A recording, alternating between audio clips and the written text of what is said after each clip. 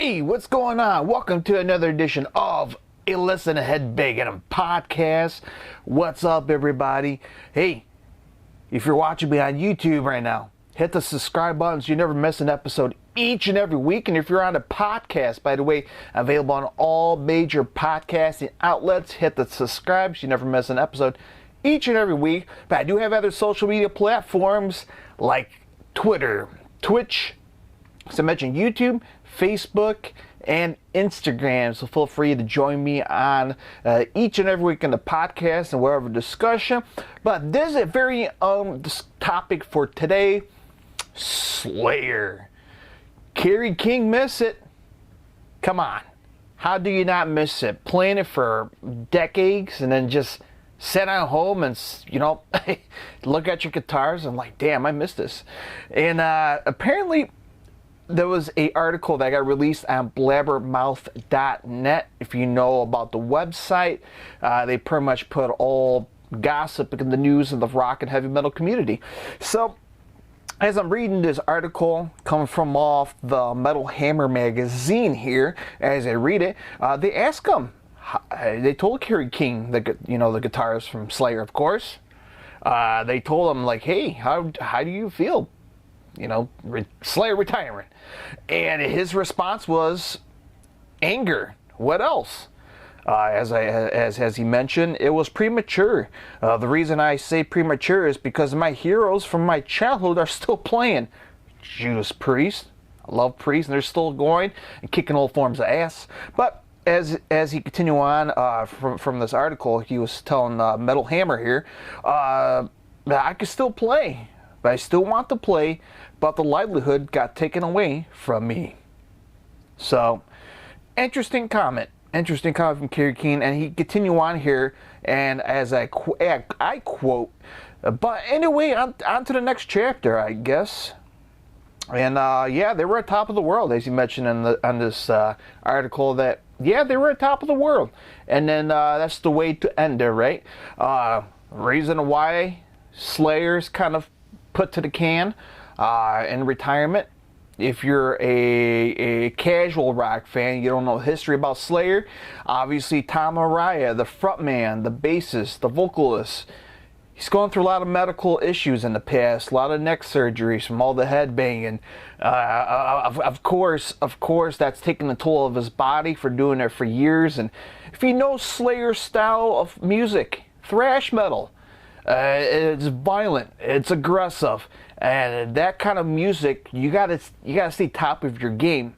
And Slayer, when they hit the stage, they play 100%. No matter, even if they come on stage 50% of their body, they still play at 100%. If you ever saw Slayer in the past, and these guys are truly hardcore when it comes to playing in front of their fans, and that's why they have such a dedicated fan base, including myself, who's a huge Slayer fan here.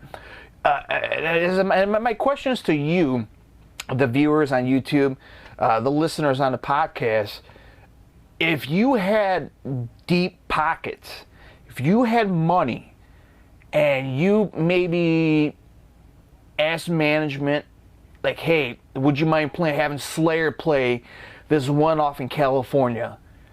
Or maybe do 3 in the United States, 1 on the West Coast, 1 in the Midwest, and 1 on the East Coast. Pay him good money, play maybe an hour set, make fans happy here, and maybe not call it official retirement, but play selected dates here and there. Make a special rare moment the reason why you need to pack out arena, a giant size, maybe a small level league arena or a football field, and to pack it up to see Slayer. Like, holy smokes, here's your chance to see Slayer. Let's not do a full-blown tour, obviously because of Tom's history of his neck issues, and let's do these one-offs here and there. So if I had the money, why not? Ask them. Do a one-off here and there. Don't have to do a 40-date across the United States or 40-date across, the other parts of the world like Europe and UK. No need to. Do a one-off here and there. I like that, right? keep Slayer around, keep the fans happy. But we'll have to wait and see. But as of right now, Kerry King is kind of past that. He's moving on to the next chapter. He's planning on doing a solo thing with Paul Bastoff, who is the drummer of Slayer as well. So we'll have to wait and see what this band's going to call, what kind of music it's going to sound like. Slayer, right? You assume, right? Who knows? Who knows? Maybe Kerry King will do some Eddie Van Halen guitar tapping. So we don't know. We don't know. But nonetheless, man.